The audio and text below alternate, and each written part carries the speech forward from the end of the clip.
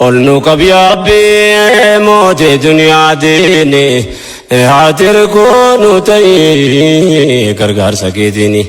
Olnuka biyaa rabbi mootii duniyaa diini haatir koonu ta'e gargaarsa keetiini.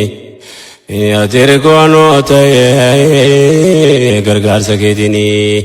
Nyaachifne gabbifnaan hamtuun gumaachaa bakka bu'aan jara dhaqee ture laalcha gaddineerra yoo jedhu fakkeessuu barbaacha nyaata bu'a jedhan yaa himimmaan naacha hafuura hinaaffaan gubee taasise gurraacha fonfitee nu lafee dhorkachuun maraacha jecha faani ba'ee ta'e bitaacha lekkannaas gabbaa lembalamadu zaacha dubbiin akka fedhan hin taane utaalcha boolla nu qotaan barbaacha ollaa nuti qopheessanii haatir koonu ta'e gargaarsa keetiini.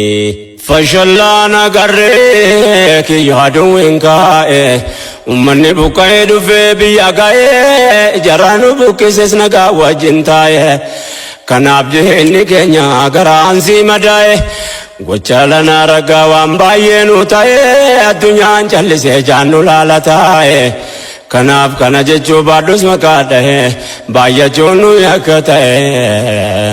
Kanaaf nu daale miidhamne haatir koonu ta'e gargaarsa keetiini. Namni jiruun argaa waan seenaan katabu kitabittaan qophaan irra tumnan qabu. Biyyoonni guddatan harka keessaa qabu. Waltaan bakkaatti mataa gannu qabu. Hawaasa wayyabaa bakka guddaa qabu. Akkan faca'ee biyya isaatti dhabu didi har'aan nu ka'e rabbiin humna qabu waan gannama qabu inni nurraa qabu dandahaadha waan dadhabu ol nu haa qabu rabbiin haatir koonu ta'e gargaarsa keetiini.